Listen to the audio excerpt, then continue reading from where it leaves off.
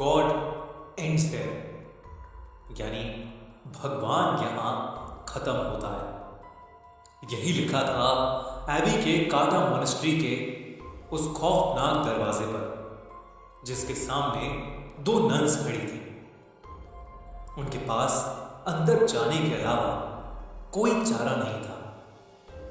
एक नन ने दूसरी से कहा, आज हमें अपनी लाइफ सैक्रिफाइस करनी ही होगी, वरना इस दुनिया में कोई भी जिंदा नहीं बचेगा।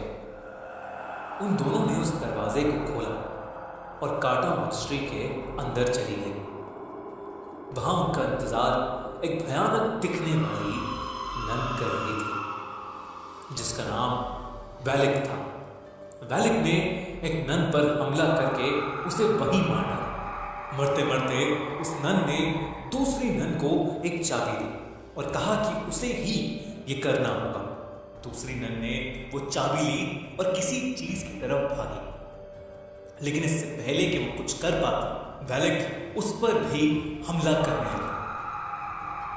लेकिन वो वहां से भाग गई और इससे पहले कि वैलिक उस तक पहुंचती, उसने फांसी लगाकर खुद को मार डाला।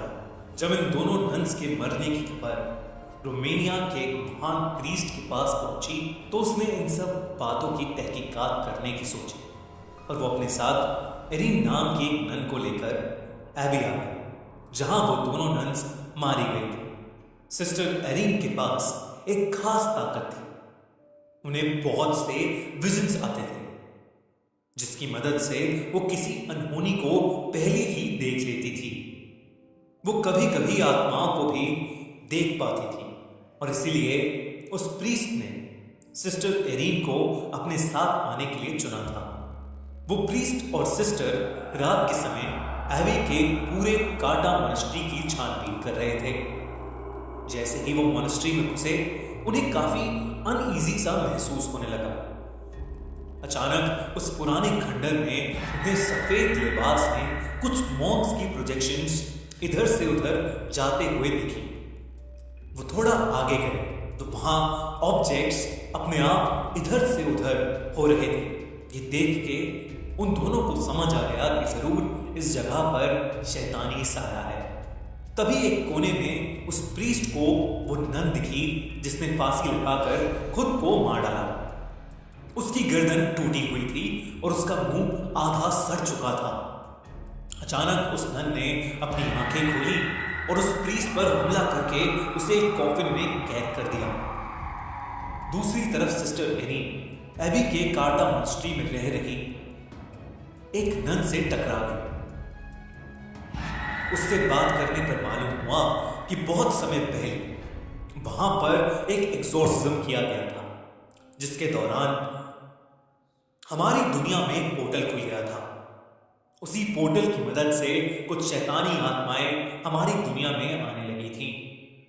वैलिक नाम की एक शैतानी आत्मा भी उसी पोर्टल के जरिए इस दुनिया में आई थी। कहते हैं कि वैलिक बहुत ज्यादा खतरनाक है और जो कोई भी भगवान की पूजा करता है, वो उस इंसान को जिंदा नहीं छोड़ेगी।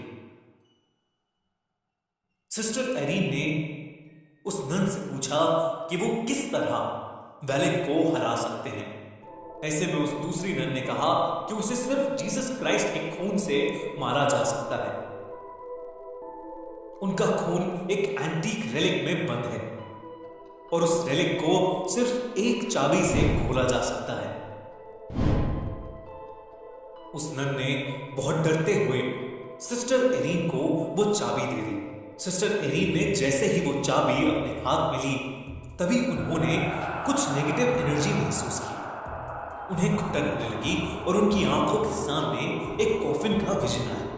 वो समझ गई कि प्रीस्ट किसी मुसीबत में है और वो उन्हें बचाने के लिए भागी। वो अपने विजन की हेल्प से उस कॉफिन तक पहुंच गई। उस कॉफिन के अंदर बहुत से सांप थे जो प्रीस्ट को अंदर से खींच रहे थे, लेकिन एरिन ने प्रीस्ट को किसी तरह बाहर निकाल ही दिया। जैसे ही प्रीस्ट बाहर निकले, सिस्टर एरिन ने देखा उन सारे सांपों के बीच वैलिक लेटी हुई थी, जो कि प्रीस्ट को बाहर नहीं जाने दे रही थी। इससे पहले कि वो कुछ समझ पाते, वेलिक अचानक से गायब हो गए। सिस्टर एरिन ने प्रीस्ट को वो चाबी दी और उन्हें बताया कि वेलिक को कैसे खत्म किया जा सकता है। प्रीस्ट ने पूछा कि उसे ये सब कैसे पता लगा। सिस्टर एरिन ने कहा कि एबी की काटा मॉनेस्ट्री में रहने वाली एक नन ने उसे ये सब बताया। इस पर प्रीस्ट ने कहा कि काटा मॉनेस्ट्री में तो कोई भी नहीं रहता, वो तो पूरी तरह से उजड़ा हुआ है। सिस्टर एरिन ये सुनकर बहुत चौंक गई। इसका मतलब ये चाबी उन्हें जिसने दी थी वो भी एक आत्मा ही थी जो वेलिक को हराने के लिए उनकी मदद कर रही थी।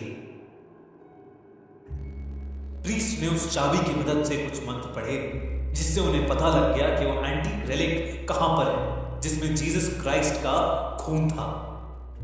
प्रीस्ट ने सिस्टर एरिन से कहा, आज हमें अपनी बलि देनी ही होगी, वरना इस दुनिया में कोई भी जिंदा नहीं बचेगा।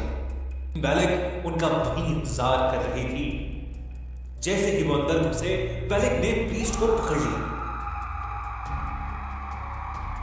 सिस्टर एरिन ने उनके हाथ से चाबी ली और अपने विजन की मदद से उस एंटीक रेलिक को खोज निकाला।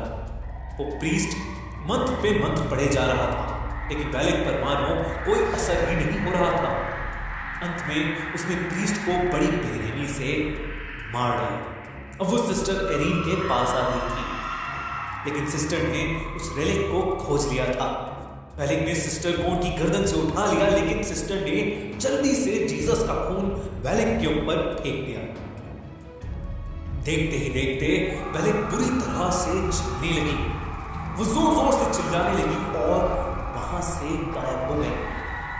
सिस्टर एरिन जमीन पर गिर पड़ी, लेकिन वो वेलिक को मारने में कामयाब रही।